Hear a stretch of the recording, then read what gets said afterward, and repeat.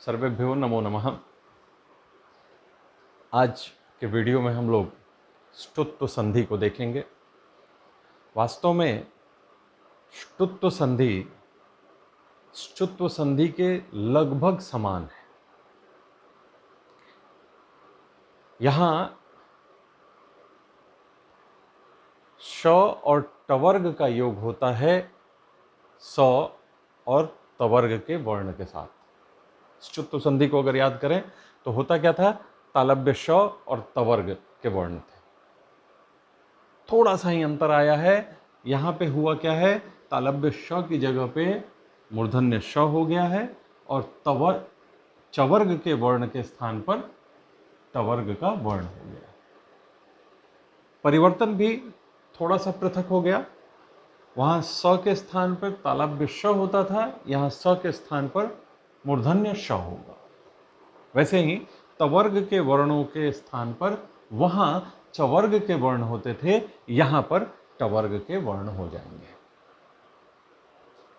सूत्र है हमारा ष्टुनाष्टुः।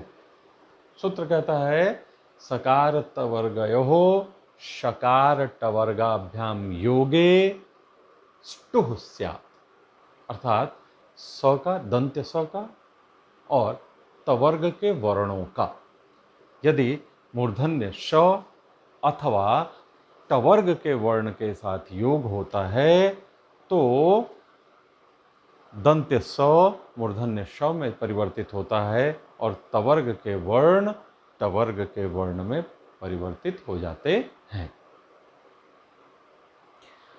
ध्यान रखेंगे, जैसे पिछले वीडियो में ष्टुत्व संधि को पढ़ते वक्त बताया गया था, योग है। योग में ये वर्ण आगे आए और ये वर्ण पीछे आए, ऐसा नियमन नहीं होता है। कोई भी वर्ण पहले आ जाए, मतलब स या तवर्ग का वर्ण पहले आ जाए, या मूर्धन्य श और टवर्ग का वर्ण पहले आ जाए। योग जब भी होगा, कोई भी पहले आए कोई भी बाद में आए, तो वैसी स्थिति में स और तवर्ग के वर्णों में परिवर्तन होगा। हम लोग उदाहरण को देखें। जैसे पहला उदाहरण है हमारा रामस धन टीकते। यहां दंत्य स का योग हुआ है टवर्ग के वर्ण ट के साथ। योग होने के फलस्वरूप क्या होगा, स दंत्य स मूर्धन्य श में परिवर्तित हो गया और शब्द हमारा बना रामष्टीकते। वैसे ही अगला उदाहरण पेस धन टा।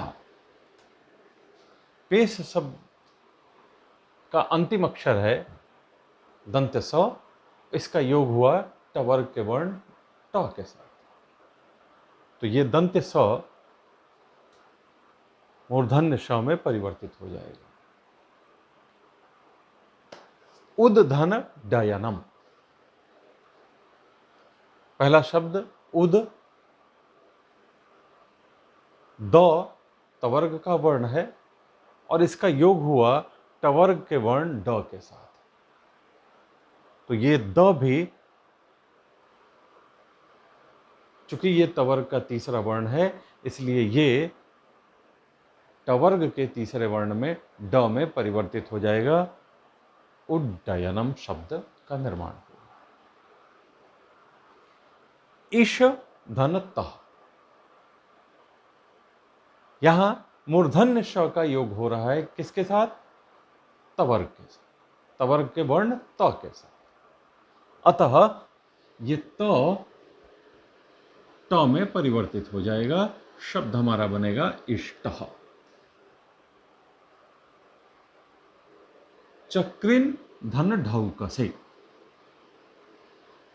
चक्रिन में अंतिम अक्षर है न, इसका टवर्ग के वर्ण ढ के साथ योग हुआ। तवर्ग का पांचवा वर्ण है न, इसलिए ये टवर्ग के पांचवें वर्ण ण में परिवर्तित हो जाएगा। न का यदि योग होता है श अथवा टवर्ग के वर्ण के साथ, तो वैसी स्थिति में न ण में परिवर्तित होता है। यहां हुआ क्या है, न है, इस न का टवर्ग के वर्ण ढ के साथ योग हुआ, परिणाम क्या होगा, न ण में परिवर्तित होगा।